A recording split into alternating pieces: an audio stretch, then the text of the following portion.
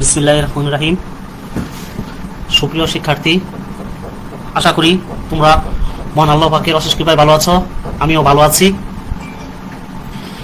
আজ তোমাদের system analysis ডিজাইনের চ্যাপ্টার 3 নাম্বার শুরু করতেছি। তোমাদের চ্যাপ্টার যে সাবজেক্টের নাম সেটা তো জানোই, তারপর আবারও বলছি, system analysis and design, subject code 671, chapter 3 নাম হচ্ছে understand the rules of system analysis and function of MIS facility centre. আবার বলছি, understand the rules of system analysis and function of MIS facility centre. তো এই অধ্যায়ের আমরা যা যা পড়ব সেগুলো একবার বলছি, সকলে মনোযোগ দিয়ে শুনো। Describe the subjective what is system analysis, অর্থাৎ যে সিস্টেম অ্যানালাইসিস কি, এই সিস্টেম অ্যানালাইসিস সম্পর্কে আমরা বিস্তারিত জানব। হোয়াট ইজ MIS কি, MIS সম্পর্কে জানব। MIS এর পূর্ণ নাম কি, যে what means MIS means management information system. এই জায়গায় দেখো, এটা 3 নম্বরে আছে, MIS সমান সমান মানে কি, ম্যানেজমেন্ট ইনফরমেশন সিস্টেম। এটা অনেক সময় পুরো নাম লেখার জন্য আসে। তারপরে দেখো চতুর্থ, describe system analyst and system analysis, অর্থাৎ সিস্টেম ডিজাইন, অ্যানালাইসিস এবং ডিজাইনে একজন অ্যানালিস্ট থাকে আর একজন অ্যানালাইসিস থাকে, এই সম্পর্কে আমরা পড়ব। স্কিল রিকোয়ারমেন্ট বা required for a system analyst, এই সম্পর্কে পড়ব।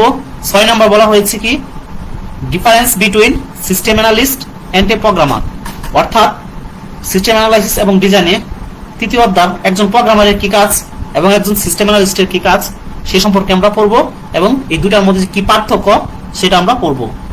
হোয়াট ইজ 7 নম্বরে কি আছে দেখো, what is MIS facility centre, অর্থাৎ ম্যানেজমেন্ট ইনফরমেশন সিস্টেমের কি কি ফ্যাসিলিটি সেন্টার আছে সে সম্পর্কে পড়ব। MIS ফ্যাসিলিটি ফাংশন নেম, এর কিছু ফাংশন আছে। অ্যাকচুয়ালি সিস্টেম অ্যানালাইসিস এবং ডিজাইনে আমরা যা যা নিয়ে পড়বো তার মধ্যে গুরুত্বপূর্ণ একটা পার্ট হচ্ছে সিস্টেম অ্যানালিস্ট, সিস্টেম প্রোগ্রামার এবং MIS।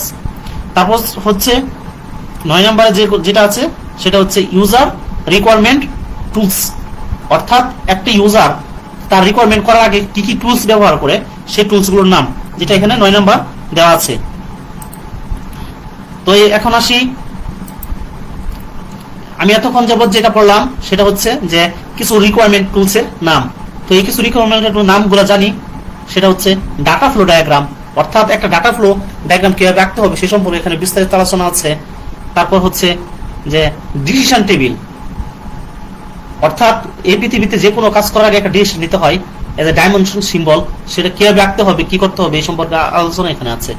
প্রোটোটাইপিং সিস্টেম, প্রোটোটাইপ কি, প্রোটোটাইপ জিনিসটা হচ্ছে যে এ সেট অফ রুলস, মানে এক গুচ্ছ কতগুলা নিয়মের যে সমষ্টি, যে পদ্ধতি ইউজ করি সেটাই হচ্ছে এর ভিতরে। তো এইভাবে একের পর এক জানতে থাকবো। Spreadsheet, database system, report generator, graphic system, এগুলো। এই জায়গায় আছে যে system analysis page, system analysis phase. এই সিস্টেম অ্যানালাইসিস ফেজে একজন সিস্টেম অ্যানালিস্ট কিভাবে তার প্রসেসিং করে, কিভাবে কাজগুলো সম্পন্ন করে, এটা এই অধ্যায়ে জানতে পারবো। এটা হচ্ছে এই অধ্যায়ের সবচেয়ে বেশি ইম্পর্টেন্ট একটা কোশ্চেন, এটা পরীক্ষায় আসে। তারপর দেখো, describe the relationship between the interpersonal and technical skill, একটা রিলেশনশিপ তৈরি করবে কার মধ্যে, সিস্টেম অ্যানালাইসিস এবং ডিজাইনে ইন্টারপার্সোনাল এবং টেকনিক্যাল স্কিলের মধ্যে। এটার বেসিক্যালি দুটা পার্ট থাকে, একটা হচ্ছে ইন্টারপার্সোনাল স্কিল আর একটা হচ্ছে টেকনিক্যাল স্কিল। যদি এটাকে আমরা বিশ্লেষণ করতে যাই সেক্ষেত্রে আমরা এটাকে দুটা অপশনে ভাগ করি। এই যে দেখো, এই চিত্রের মধ্যে কি বলা হয়েছে দেখো, এখানে আমি প্রথমে একটা কি আঁকছি, ভার্টিক্যাল এবং হরিজন্টাল, ঠিক আছে। আঁকার পর দেখো কি বলছে, একটা পার্টে বলছি অ্যানালাইসিস, তো এই সম্পর্কে এখানে অ্যানালাইসিস করা হবে। তারপর এখানে আছে ডিজাইন, এখানে ডিজাইন করা হবে। ইমপ্লিমেন্টেশন, অর্থাৎ অ্যানালাইসিস তুমি যেটার উপর ডিজাইন করবা, সেই ডিজাইন করার পর তোমার যে সিস্টেমটা থাকবে সেটা কতটুকু পরীক্ষামূলক কাজ হচ্ছে সেখানে ইমপ্লিমেন্টেশন করবা, এবং করার পর এজ এ প্রোগ্রামার অথবা এজ এ অ্যানালাইসিস হিসাবে, সিস্টেম অ্যানালাইসিস হিসাবে তোমার যে কাজটা করতে হবে তার মেইনটেনেন্স করার যে ক্ষমতা থাকতে হবে সেটা এখানে এই পার্টটা উল্লেখ করা আছে। এখন দেখো এটা একটা ওয়েবের মাধ্যমে এখানে দুইটা পার্ট দেওয়া হয়, মানে এই তীর চিহ্ন দ্বারা বোঝানো হয়েছে, একটা হাই পার্ট আর একটা হচ্ছে লো পার্ট। তো এই জায়গায় এই যে দেখো এখানে একটা ওয়েব আঁকা হয়েছে, এইভাবে আসলো। এটার যে ভিতরের যে পার্টটা থাকে সেটা হচ্ছে ইন্টারপার্সোনাল স্কিল, আর বাইরের যেটা হচ্ছে টেকনিক্যাল স্কিল। অর্থাৎ একজন সিস্টেম অ্যানালাইসিস অথবা প্রোগ্রামারের একটা প্রোগ্রাম কমপ্লিট করার ক্ষেত্রে তার দুই দিক চিন্তা করতে হবে, টেকনিক্যাল স্কিলের দিকে নজর দিতে হবে এবং ইন্টারপার্সোনাল স্কিলের দিকেও তার নজর দিতে হবে। তো এই চ্যাপ্টারে অধ্যায় 3-এ আমরা এই সব বিষয় নিয়ে আলোচনা করব। তো প্রথমে যাই, দেখো প্রথমে কি আছে। প্রথমে যে জিনিসটা আছে যে হোয়াট ইজ সিস্টেম অ্যানালাইসিস, অর্থাৎ সিস্টেম অ্যানালিস্ট কি। দেখো সিস্টেম অ্যানালিস্ট এক কথা, আরেকটা হচ্ছে সিস্টেম অ্যানালাইসিস আরেক কথা। তো এই জায়গায় আগে ভালোভাবে প্রশ্নটা বুঝো, সিস্টেম অ্যানালিস্ট কাকে বলে। সিস্টেম অ্যানালিস্ট হচ্ছে একজন ব্যক্তি যিনি সমস্যা নির্ণয় করেন এবং সমাধানের বিকল্প পথ উদ্ভাবন করেন। তিনি উন্নত সিস্টেমের পরিকল্পনা করেন এবং তা বাস্তবে পরিণত করার চেষ্টা করেন। আমি আবার বলছি, এই কোশ্চেনটা ভেরি ভেরি ইম্পর্টেন্ট ছাত্রদের ক্ষেত্রে, ডিপ্লোমা হোল্ডারদের যখন ডুয়েট অ্যাডমিশনে যাবা সেই ক্ষেত্রে এই প্রশ্নটা আসে, সিস্টেম অ্যানালাইসিস কি বা সিস্টেম অ্যানালিস্ট কি। তো আবার বলছি, সিস্টেম অ্যানালিস্ট হচ্ছে একজন ব্যক্তি যিনি সমস্যা নির্ণয় করেন এবং সমাধানের বিকল্প পথ উদ্ভাবন করেন। তিনি উন্নত সিস্টেমের পরিকল্পনা করেন এবং তা বাস্তবে পরিণত করার চেষ্টা করে থাকেন। তাহলে এটা হলো সিস্টেম অ্যানালিস্ট। সিস্টেম অ্যানালিস্ট এটা। আর সিস্টেম অ্যানালাইসিস কি, যে পদ্ধতিতে একটি পূর্ণাঙ্গ সিস্টেমকে পর্যবেক্ষণ করার পর উহার সমস্যা নির্ণয় এবং সমাধানের উপায় নির্ধারণ করা হয় তাকে সিস্টেম অ্যানালাইসিস বলে। দেখো এখানে অলরেডি আমরা একটা পার্থক্য পেয়ে গেছি, সেটা হচ্ছে যে সিস্টেম অ্যানালিস্টের একটা কাজ আর একটা হচ্ছে সিস্টেম অ্যানালাইসিসের একটা কাজ। সিস্টেম অ্যানালাইসিস হচ্ছে এমন একজন ব্যক্তি, সিস্টেম অ্যানালাইসিস যে করে থাকে তার ওই সিস্টেমের পূর্ণাঙ্গ জ্ঞান থাকতে হয়, অর্থাৎ সে সিস্টেম অ্যানালিস্ট এবং সিস্টেম অ্যানালাইসিস করার ক্ষমতাও রাখে। অর্থাৎ সে ওই সম্পর্কে কি করে সমস্যা নির্ণয় করেন, সমস্যা সমাধানের বিকল্প পথ উদ্ভাবন করেন, সিস্টেমকে বাস্তবে পরিণত হবে সেটাও চেষ্টা করেন। আবার নতুন যদি কোনো কিছু মডিফাই করার প্রয়োজন হয় তাহলে সেই ক্ষেত্রেও ওই কাজও করে থাকে। কে করে? সিস্টেম অ্যানালাইসিস করে। বুঝতে পারছি? আচ্ছা, এখন দেখো আরেকটা কোশ্চেন বলা যায় যে একজন সিস্টেম অ্যানালিস্টের দায়িত্ব কি থাকে।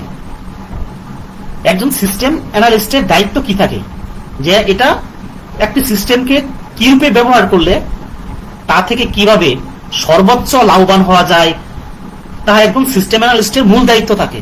অর্থাৎ পুরো সিস্টেমটাকে সে পর্যবেক্ষণ করে কিভাবে সফটওয়্যার ডেভেলপ করে দ্রুত উন্নতি করা যায়, এটাই হচ্ছে মূলত একজন সিস্টেম অ্যানালিস্টের গুরুত্বপূর্ণ দায়িত্ব।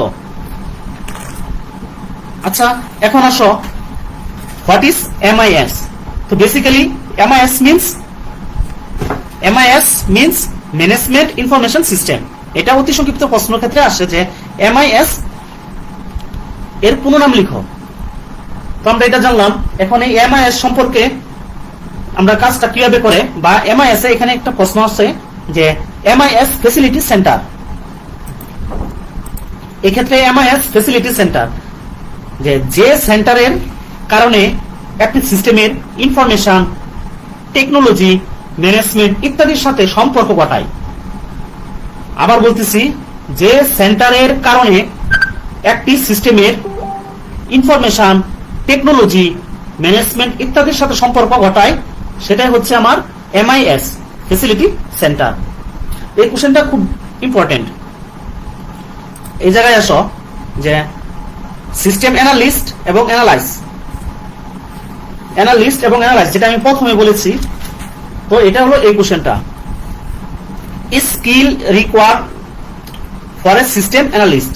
তো সিস্টেম অ্যানালিস্টের কি, যে স্কিল সম্পর্কে তোমার ধারণা থাকতে হবে, যে এটা বেসিক্যালি স্কিলটা কি এটা।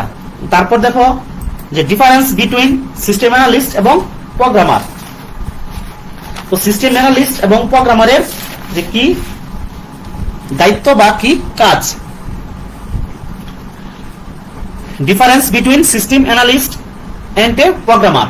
একজন সিস্টেম অ্যানালিস্ট ও প্রোগ্রামারের মধ্যে কি পার্থক্য, দায়িত্বগত কি পার্থক্য সেটা এখানে আলোচনা করা হবে। তো দেখো, তুই সিস্টেম অ্যানালিস্টের কথা বলি, তার এক নাম্বার একটা বলতেছি যে একজন সিস্টেম অ্যানালিস্টকে পুরো সিস্টেম দেখাশোনা করতে হয়, আর একজন প্রোগ্রামারের দায়িত্ব একটি নির্দিষ্ট জায়গায় সীমাবদ্ধ।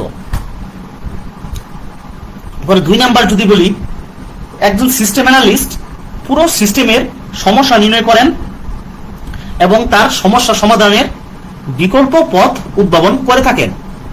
আর একজন প্রোগ্রামারের যেহেতু তার একটা ফিক্সড জায়গা আছে, সে নির্দিষ্ট সীমাবদ্ধতা আছে, তাহলে কিভাবে বলতে পারি 2 নম্বরের উদাহরণটা, যে একজন প্রোগ্রামার যে কোনো একটি ফাংশনাল ডিপার্টমেন্টের, অর্থাৎ একটি নির্দিষ্ট বিশেষ সমস্যা নির্ণয় এবং তা সমাধান করে থাকেন। 3 নম্বর, একজন সিস্টেম অ্যানালিস্টের কাজের পরিধি ব্যাপক, বাট একজন প্রোগ্রামারের কাজের পরিধি সীমিত, কারণ সে একটা নির্দিষ্ট এরিয়ার ভিতরে কাজ করে। দেখো 4 নম্বর বলতে পারি যে হার্ডওয়্যার ও সফটওয়্যার উভয় সম্পর্কে ধারণা থাকা দরকার একজন সিস্টেম অ্যানালিস্টের, কিন্তু একজন প্রোগ্রামারের কি শুধুমাত্র সফটওয়্যারের উপর ধারণা থাকলেই সে কাজ চালাতে পারবে। একজন সিস্টেম অ্যানালিস্ট একজন প্রোগ্রামার, কিন্তু একজন প্রোগ্রামার একজন সিস্টেম অ্যানালিস্ট নন। Very very important topics. একজন সিস্টেম অ্যানালিস্ট একজন প্রোগ্রামার, বাট একজন প্রোগ্রামার একজন সিস্টেম অ্যানালিস্ট নন। একজন সিস্টেম অ্যানালিস্টকে অ্যাডমিনিস্ট্রেটর ও টেকনোলজি এর মধ্যকার সম্পর্ক রক্ষা করতে হয়, বাট একজন প্রোগ্রামার শুধুমাত্র টেকনোলজি নিয়ে কাজ করে থাকে। তারপরে দেখো, বলতে পারি যে একটি অর্গানাইজেশনে বা একটা সংগঠনে কি পার্সন হিসেবে কাজ করে, কিন্তু প্রোগ্রামারের ক্ষেত্রে একটি অর্গানাইজেশনে একাধিক প্রোগ্রামার থাকতে পারে। তো এটাই হচ্ছে difference between system analyst and a programmer. এই কোশ্চেনটা ভেরি ভেরি ইম্পর্টেন্ট, পরীক্ষায় আসে, বুঝতে পারছি? তাহলে এই কোশ্চেনটা আমরা খুব ভালোভাবে পড়ব। আচ্ছা, এখন দেখো MIS facility centre. MIS facility centre অর্থাৎ MIS ফ্যাসিলিটি সেন্টারে একজন সিস্টেম অ্যানালিস্ট কি ধরনের কাজ করবে, কি ধরনের দায়িত্ব পালন করবে, এগুলো নিয়ে এখানে আলোচনা করা হয়ে থাকে। তো আমরা এটা একটু আগে পড়ছি যে MIS ফ্যাসিলিটি সেন্টার এর ফাংশন কি বা এর কাজ কি। তো এখন এটা আমরা বলতে পারি যে MIS মানে হচ্ছে ম্যানেজমেন্ট ইনফরমেশন সিস্টেম, যে সেন্টারের কারণে একটি সিস্টেমের ইনফরমেশন, টেকনোলজি, ম্যানেজমেন্ট ইত্যাদির সাথে সম্পর্ক ঘটায়। সেটাই তো আমরা কি বলছিলাম যে MIS ফ্যাসিলিটি সেন্টার। এখন এই MIS ফ্যাসিলিটি সেন্টারের কিছু ফাংশন বা একজন দায়িত্বরত সিস্টেম অ্যানালিস্টের কিছু দায়িত্ব এবং কর্তব্য থাকে। তো সেই বিষয়ে কথা বলি। যদি MIS ফ্যাসিলিটি সেন্টারে একজন সিস্টেম অ্যানালিস্ট থাকে, তো তার কিছু দায়িত্ব থাকে এবং কর্তব্য থাকে।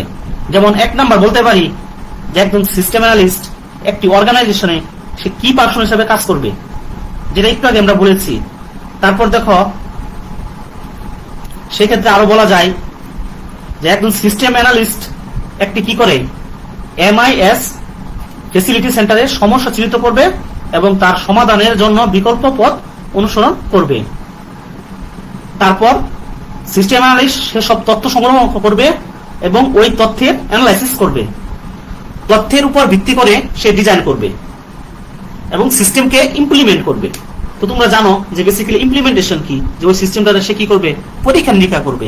পরীক্ষা নিরীক্ষা কেমন ভাবে করবে, যে প্রোগ্রামটা করছে তার মধ্যে যদি কোনো সমস্যা হয় তাহলে কি ওই সমস্যাগুলো নির্ধারণ করবে এবং সমস্যা সমাধানের করে আবার আগের অবস্থায় নিয়ে যাবে। সিস্টেম ইমপ্লিমেন্ট করার পর উহার রক্ষণাবেক্ষণ এবং তদারকি যেসব কাজ, সেটা মূলত কে করে থাকে, একজন সিস্টেম অ্যানালিস্ট করে থাকে। তাহলে অর্থাৎ কি, সিস্টেম অ্যানালাইসিস এবং ডিজাইনে MIS হচ্ছে একটা ভেরি ভেরি ইম্পর্টেন্ট পার্ট। এই পার্টে কি করে, সিস্টেম অ্যানালাইসিস সকল কিছু তদারকি করে। বুঝতে পারছি সবাই? এই কোশ্চেনটা খুব ইম্পর্টেন্ট, তোমরা এটা মনোযোগ দিয়ে পড়বা।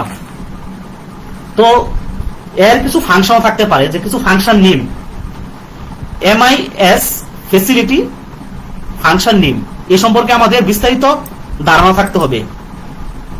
যেমন কি থাকবে, যে কোনো অর্গানাইজেশনে এমআইসি ফ্যাসিলিটি সেন্টারে একজন অ্যাডমিনিস্ট্রেটর থাকতে পারে, তারপর থাকতে পারে কি সিস্টেম অ্যানালাইসিস এবং তার ডিজাইন করার ক্ষমতা থাকতে পারে, প্রোগ্রামিং থাকতে পারে এবং তার অপারেশনাল থাকতে পারে। এগুলো হচ্ছে তার function name.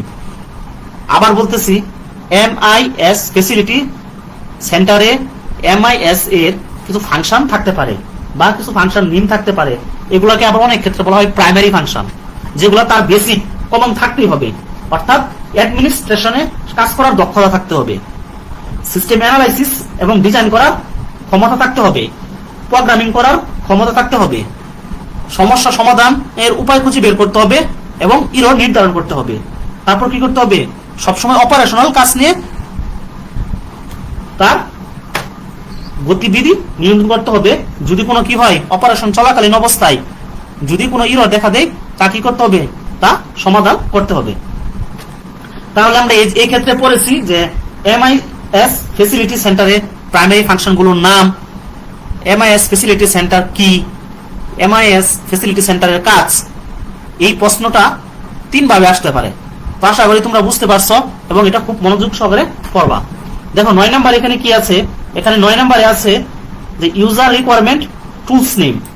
User requirement tools name, এটা খুব ইম্পর্টেন্ট প্রশ্ন, এটা সংক্ষিপ্ত প্রশ্ন আকারে আসে। সেক্ষেত্রে ইউজার রিকোয়ারমেন্ট এর কিছু কি থাকে, ইমপ্লিমেন্ট থাকে এবং কিছু রুলস থাকে। এই রুলস গুলোর নাম হচ্ছে কি, এই যে দেখো, একটা হচ্ছে ডাটা ফ্লো ডায়াগ্রাম, অর্থাৎ যে কোনো একটা সিস্টেম অ্যানালাইসিস বা ডিজাইন করার ক্ষেত্রে অবশ্যই ডাটা ফ্লো ডায়াগ্রাম সম্পর্কে ধারণা থাকতে হবে। আচ্ছা, ডিসিশন টেবিল, এটা হচ্ছে কি, as a symbol of flow chart dimension symbol, অর্থাৎ যে কোনো কিছু সিদ্ধান্ত গ্রহণ করার আগে আমরা যে টেবিলটা ইউজ করি বা যে টেবিলে যে ফ্লো চার্টটা ইউজ করি সেটা হচ্ছে আমার ডাইমেনশন প্রতীক। অর্থাৎ যে কোনো কন্ডিশনের 2 ধরনের অপশন থাকে, একটা হচ্ছে ট্রু আর একটা হচ্ছে ফলস, অথবা হ্যাঁ অথবা না। তাহলে আমরা 2টা জানলাম। তারপর হচ্ছে কি প্রোটোটাইপিং সিস্টেম। একটা সিস্টেম করার সময় যখন একাধিক অপশন থাকে, তো একটি পূর্ণাঙ্গ সিস্টেম করার ক্ষেত্রে একাধিক অপশন অবশ্যই থাকবে। তা কি করতে হবে, অবশ্যই একটা নিয়ম নীতির ভিতরে থাকবে, আর এটাই হচ্ছে প্রোটোটাইপিং, অর্থাৎ এ সেট অফ রুলস, এটা মিলাই হচ্ছে কি প্রোটোটাইপিং সিস্টেম। তারপর দেখো স্পিড শিট, এই সম্পর্কে ধারণা থাকতে হবে। ডাটাবেস সিস্টেম, তো ডাটাবেস সিস্টেম সম্পর্কে ধারণা থাকতে হবে। তো আমরা এটা গত অধ্যায়গুলোতে পড়েছি যে ডাটাবেস জিনিসটা কি, যে প্রথমে হচ্ছে ডাটা, ডাটা কি, data is a single unit or part of information. Data হচ্ছে একটা মৌলিক একক বা ইনফরমেশনের ক্ষুদ্র পার্টকে কি বলে, ডাটা বলে। তো এর ভিতরে আছে ডাটাবেস সিস্টেমের ভিতরে আছে কি ইনফরমেশন, ডাটাকে প্রসেস করলে যেটা পাওয়া যায় সেটা কি হয়, information. A set of data is made by one information, এটা বলতে পারি। এখন দেখো ডিবি, যে ডিবি মানে ডাটাবেস, তো এটা কিভাবে আসছে, যে ডাটাকে প্রসেস করলে কি হয়, ইনফরমেশন পাওয়া যায়, আর এটাকে প্রসেস করলে কি হয়, ডিবি হয়। আর এ সেট অফ ডিবি মানে কি, এ সেট অফ ডিবি মানে হচ্ছে এ সেট অফ ডিবি কতগুলা ডাটা বেস মিলে হয় একটা ডিবিএমএস, মানে কি ডাটাবেস ম্যানেজমেন্ট সিস্টেম। আবার a set of DBMS is made by কি হয়, আরডিবিএমএস, এভাবে ডাটাবেস নিয়ে কাজ করে। তারপর রিপোর্ট জেনারেটর, তো রিপোর্ট করতে হবে, এক্ষেত্রে রিপোর্ট জেনারেটর হিসেবে কাজ করে গ্রাফিক সিস্টেম। একটা সিস্টেম অ্যানালাইসিস এবং সিস্টেম ডিজাইনের ক্ষেত্রে গ্রাফিক্স হচ্ছে অত্যন্ত গুরুত্বপূর্ণ একটি পার্ট। তাহলে আমরা এই জায়গায় যে পার্টগুলো পড়লাম, ইউজার রিকোয়ারমেন্ট, যে টুলস এবং যে নামগুলো জানলাম, তো এগুলো আমাদের খুব ভালোভাবে পড়তে হবে। এটা কিন্তু ডুয়েট জব অ্যাডমিশনে এই কোশ্চেনটা থাকে এবং পরীক্ষায় এই কোশ্চেনটা আসে যে ইউজার রিকোয়ারমেন্ট টুলসগুলোর নাম লিখো। তাহলে কি কি পড়লাম, data flow diagram, decision table, prototyping system, spreadsheet, database system, report generator এবং গ্রাফিক সিস্টেম। আচ্ছা, এখন দেখো যে describe the relationship between interpersonal and technical skill. এই যে ফিগারটা দেখতে পারতেছো, এখানে 2টা পার্ট, অর্থাৎ সিস্টেম অ্যানালাইসিস এবং ডিজাইনের ক্ষেত্রে একটা স্কিল থাকে, সেই স্কিলটাকে 2টা পার্টে ভাগ করা হয়। একটা হচ্ছে টেকনিক্যাল স্কিল আর একটা হচ্ছে কি ইন্টারপার্সোনাল স্কিল। তো একজন সিস্টেম অ্যানালিস্টের যে ইন্টারপার্সোনাল স্কিল আছে আর একটা কি আছে, যে টেকনিক্যাল স্কিল আছে।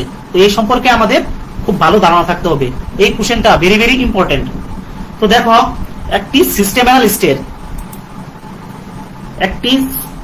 অ্যানালিস্টের বা একজন সিস্টেম অ্যানালিস্টের যে স্কিলগুলো জানা দরকার, যদি বলি যে ইন্টারপার্সোনাল স্কিল, তো সেক্ষেত্রে কি কি অপশন থাকে?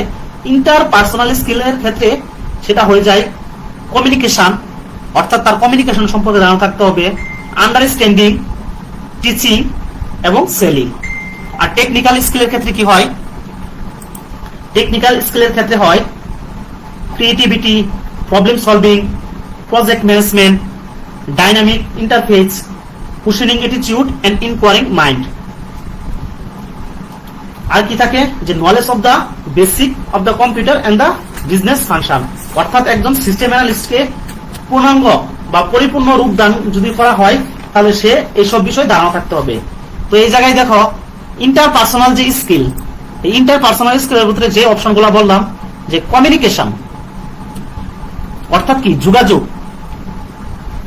একজন সিস্টেম অ্যানালিস্টের অবশ্যই সব ধরনের মানুষের সাথে যোগাযোগ করার মতো সামর্থ্য বা গুণ থাকতে হবে। একজন সিস্টেম অ্যানালিস্ট অবশ্যই মানুষের কথা শুনবে, বুঝবে এবং তা অনুধাবন করবে। এটাই কি? এটাই হচ্ছে কমিউনিকেশন প্রসেস। তারপর দেখো আন্ডারস্ট্যান্ডিং। কোন কোম্পানির মানে আন্ডারস্ট্যান্ডিং বলতে কি বলছে? যে বোধগম্যতা, যে কোন কোম্পানির নির্দিষ্ট উদ্দেশ্য সাধনের জন্য সমস্যা চিহ্নিত করা এবং সমস্যা বোঝা, সমস্যা সমাধানের উপায় বাহির করা এবং সিস্টেমের উপর উহার প্রতিক্রিয়া অনুধাবন করা। বুঝতে পারছি? তারপর দেখো আমরা পড়ছি যে টিচিং। টিচিং বলতে বেসিক্যালি শিক্ষা বোঝায়, যে কি একজন সিস্টেম অ্যানালিস্টের অবশ্যই এইরূপ শিক্ষা থাকতে হবে যে কম্পিউটার সিস্টেমের ব্যবহার এবং পুরো সিস্টেমকে পরিচালনা করার মতো দক্ষতা থাকতে হবে। তারপর দেখো সেলিং। যে সেলিং জিনিসটা কি? সেলিংটা হচ্ছে যে বিক্রয়, যে একজন সিস্টেম অ্যানালিস্টের পূর্ণ বিক্রয়, মানে অর্থাৎ পূর্ণ না, এটা হচ্ছে যে তোমার তার যে জিনিসপত্র থাকবে, মানে কি পণ্য, একজন সিস্টেম অ্যানালিস্টের পণ্য বিক্রয় বা ক্রেতাকে আকৃষ্ট করার মতো যোগ্যতা থাকতে হবে। এটাই হচ্ছে সেলিং। তাহলে ইন্টারপার্সোনাল স্কিলে আমরা যে অপশনগুলো পড়লাম সেটা কি কি? কমিউনিকেশন, আন্ডারস্ট্যান্ডিং, টিচিং এবং সেলিং। ক্লিয়ার? এখন দেখো টেকনিক্যাল স্কিল, যেটা এই জায়গায় দেওয়া আছে এই ফিগারের বাইরে। টেকনিক্যাল স্কিল একজন সিস্টেম অ্যানালিস্টের যে কারিগরি দক্ষতা থাকতে হবে সেই সম্পর্কে এখানে আলোচনা করা হয়েছে। তো এই জায়গায় দেখো টেকনিক্যাল স্কিল কি কি বলা হয়েছে, মানে কারিগরি দক্ষতায় যা বর্ণনা করা হবে সেটা হচ্ছে ক্রিয়েটিভিটি, মানে যে তার উদ্ভাবনী একটা শক্তি সেইটা থাকতে হবে। তো একজন সিস্টেম অ্যানালিস্টের উদ্ভাবন ক্ষমতা থাকতে হবে, সে সবসময় তার খরিদ্দারের চাহিদা পূরণ করতে সমর্থ হবে, পরিকল্পনাকে বাস্তবায়ন করতে মানে করার মতো তার যোগ্যতা থাকতে হবে, এবং যে কোনো পরিস্থিতি যে সে যাতে ভালোভাবে সামাল দিতে পারে, এই সবকিছু মিলেই হচ্ছে ক্রিয়েটিভিটি। আমরা অনেক ক্ষেত্রে বলি না যে ক্রিয়েটিভিটি জিনিসটা কি? যে ক্রিয়েটিভিটি করো। ক্রিয়েটিভিটি হচ্ছে তার উদ্ভাবনী শক্তি। এটা হচ্ছে কি একজন সিস্টেম অ্যানালিস্টের অত্যন্ত গুরুত্বপূর্ণ পার্ট। তারপর দেখো প্রবলেম সলভিং। একজন সিস্টেম অ্যানালিস্টের সমস্যার সমাধান করার মতো দক্ষতা থাকতে হবে। সমস্যা কখনো বলে আসে না, কারণ কি সমস্যার ধরন বিভিন্ন নামে বা বিভিন্ন সময়ে বিভিন্ন রকমের হয়ে থাকে। তাই একজন কি করতে হয়? একজন সিস্টেম অ্যানালিস্টের সমস্যার সুষ্ঠু সমাধান দিতে হবে এবং সমস্যা যাতে অল্প হয় সেই ধরনের কি করতে হবে? সিস্টেম উদ্ভাবন করতে হবে। তারপর দেখো প্রজেক্ট ম্যানেজমেন্ট। প্রজেক্ট ম্যানেজমেন্টে কি বলা হয়েছে? যে কোনো প্রজেক্ট কত দিনে সম্পূর্ণ হবে, কতজন জনশক্তি প্রয়োজন হবে, কত টাকার দরকার হবে, কি কি দ্রব্যের প্রয়োজন হবে, তাহা নির্ণয় করা একজন সিস্টেম অ্যানালিস্টের দায়িত্ব। বুঝতে পারছি? লাস্ট অপশন, টেকনিক্যাল স্কিলের লাস্ট অপশন হচ্ছে কি, সরি আরো দুইটা অপশন আছে। তারপরের অপশনটা হচ্ছে ডাইনামিক ইন্টারফেস। যে একটা সিস্টেম যখন বাস্তবে কাজ করে তখন তাই কি বলে? ডাইনামিক বলে। যে আমরা বলি না যে ডাইনামিক কিছু করো, মানে বাস্তববাদী বা বাস্তবমুখী কোনো অপশন বা কোনো কাজগুলো করো। এগুলা কে করবে? এগুলা করবে একজন সিস্টেম অ্যানালিস্ট, এবং ওই সিস্টেমের কারিগরি ও ম্যানেজমেন্টের মধ্যে যে সম্পর্ক গড়ে তোলা একজন দক্ষ সিস্টেম অ্যানালিস্টের দায়িত্ব। তারপরে দেখো questioning attitude and inquiring mind, অর্থাৎ প্রশ্ন করার যোগ্যতা এবং অনুসরণের যোগ্যতা থাকতে হবে। কার থাকতে হবে? একজন সিস্টেম অ্যানালিস্টের থাকতে হবে। একজন অ্যানালিস্টের অবশ্যই প্রশ্ন করার কি থাকতে হবে? যোগ্যতা থাকতে হবে। যেমন কি, কখন, কেন, কোথায়, কিভাবে ইত্যাদি প্রশ্ন, তার সবকিছু কে করবে? একজন অ্যানালিস্ট করবে। তারপর সর্বশেষ অপশন যেটা হচ্ছে knowledge of the basics of the computer and the business function. একজন সিস্টেম অ্যানালিস্টের অবশ্যই কম্পিউটারের হার্ডওয়্যার ও সফটওয়্যার উপর দক্ষ থাকতে হবে এবং কি করতে হবে? তার সকল ব্যবস্থা সম্পর্কে ধারণা থাকতে হবে। তো আমরা এতক্ষণ যাবত যেগুলো পড়লাম, অর্থাৎ টেকনিক্যাল স্কিলগুলোতে creativity, problem solving, project management, dynamic interface, questioning attitude and inquiring mind. তারপর সর্বশেষ অপশন হচ্ছে যে knowledge of the basic of the computer. এই সবগুলাই হচ্ছে কি? Technical skill. এই কোশ্চেনটা ভেরি ভেরি ইম্পর্টেন্ট। আবারও বলছি, পরীক্ষার মধ্যে আসে যে সিস্টেম অ্যানালিস্টের প্রয়োজনীয় দক্ষতাগুলো বর্ণনা করো। আবার অনেক ক্ষেত্রে আসে যে একজন সিস্টেম অ্যানালিস্টের ইন্টারপার্সোনাল স্কিল এবং টেকনিক্যাল স্কিলের মধ্যে কি রিলেশনশিপ সেটা দেখাও। বুঝতে পারছি সবাই? আচ্ছা, সর্বশেষ যে কোশ্চেনটা আজকে পড়াবো সেটা হচ্ছে যে একজন সিস্টেম অ্যানালিস্ট কিভাবে একটা সিস্টেমের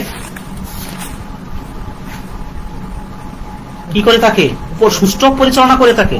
সেটা হচ্ছে যে পদ্ধতিতে একটি পূর্ণাঙ্গ সিস্টেমকে পর্যবেক্ষণ করার পর উহার সমস্যা নির্ণয়, সমাধানের উপায় নির্ধারণ করা হয়, তাকেই তো আমরা জানি কি? সিস্টেম অ্যানালাইসিস বলে। বুঝতে পারছো? এখন দেখো, সিস্টেম অ্যানালাইসিসে একটা কি থাকবে? এই দেখো, সিস্টেম অ্যানালাইসিস পেজ থাকবে। পরীক্ষার মধ্যে বড় প্রশ্নের মধ্যে এটাও একটা বড় প্রশ্ন যে সিস্টেম অ্যানালাইসিস বলতে কি বুঝো, চিত্রের মাধ্যমে তা দেখাও। এই জায়গায় দেখো একটা অ্যানালাইসিস পেজ ইউজ করছি। এখানে যে ফিগারটা দেওয়া আছে এটা হচ্ছে অ্যানালাইসিস পেজ। তো প্রথমে এই ক্ষেত্রে কি আছে? এই ক্ষেত্রে আছে তোমার ওভারঅল মিশন, অর্থাৎ একজন সিস্টেম অ্যানালিস্টের প্রথমে একটা মিশন থাকতে হবে। এটাকে আমি তীর প্রতীক দ্বারা এখানে বুঝাইছি। তো এই ক্ষেত্রে একটা আছে দেখো প্রেজেন্ট, আর একটা হচ্ছে ডিজার্ভ। তো এই জায়গায় এই অপশনটা এই দুইটা অপশন কি করছে? একটা অপরটার সাথে উমুখী বিক্রিয়ার মতো কাজ করছে। অর্থাৎ তোমার লক্ষ্য থাকতে হবে অটুট। সেক্ষেত্রে প্রেজেন্ট এবং বর্তমান, ভবিষ্যৎ সবকিছু নিয়ে তার কাজ করতে হবে। তার অবশ্যই কি থাকতে হবে? আইডেন্টিফিকেশনের ধারণা থাকতে হবে, কিভাবে তা কাজ করা হয়।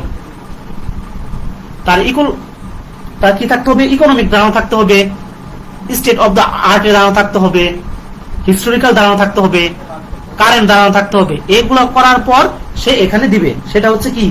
Integrated analysis, planning, requirement and develop. এখানে কাজ করার পর এই দেখো এই অপশনটাতে কাজ করার পর সে কোথায় যায়? সে এখানে লুপের মতো এই ডেফিনেশনে দেয়, ডেফিনেশন অফ প্রবলেম। যদি কোনো প্রবলেম থাকে সেটা আবার ফিজিবিলিটিতে পাঠানো হয়। এই জায়গায় পরীক্ষা নিরীক্ষা করা হয়, পরীক্ষা নিরীক্ষা করার পর আবার দেওয়া হয়। সে পুনরায় এখান থেকে আবার এখানে পাঠায় যে রিকোয়ারমেন্ট অ্যানালাইসিস ডকুমেন্ট। অর্থাৎ এই জায়গায় যখন আসে সর্বশেষ প্রসেসে কাজ করার পর ফাইনালি ভাবে আসে এবং সেটা কি করা হয়? সেটা কনকারেন্ট করা হয়। অর্থাৎ লাস্ট স্টেপ হচ্ছে এটা। তাহলে এই কোশ্চেনটা ভেরি ভেরি ইম্পর্টেন্ট। তো আজকে আমরা এই অধ্যায়তে যা যা পড়লাম সেই ইম্পর্টেন্ট কোশ্চেনগুলো আমি বলে দিচ্ছি। যে সিস্টেম অ্যানালিস্ট কি, হোয়াট ইজ সিস্টেম অ্যানালাইসিস কি, হোয়াট ইজ এমআইএস কি, এমআইএস হচ্ছে ম্যানেজমেন্ট ইনফরমেশন সিস্টেম। তারপরে দেখো যে describe the relationship between interpersonal and technical skill, user requirement tools name. তারপরে ডিফারেন্স বিটুইন অ্যানালাইসিস এবং প্রোগ্রামারের মধ্যে যে পার্থক্য এগুলো তাহলে পড়বা। এই কোশ্চেনটা হচ্ছে ভেরি ভেরি ইম্পর্টেন্ট। আচ্ছা, তাহলে আমার তৃতীয় অধ্যায় আমরা শেষ ধরতে পারি। আশা করি খুব সুন্দর বুঝছো। আর যদি কারো বুঝতে অসুবিধা হয় বা আমার কথা না শোনা যায়, তোমরা কমেন্ট বক্সে কমেন্ট করবে। এই আশা ব্যক্ত করে এই ক্লাস এখানে শেষ করছি। আল্লাহ হাফেজ। সকলে ভালো থাকো, সুস্থ থাকো।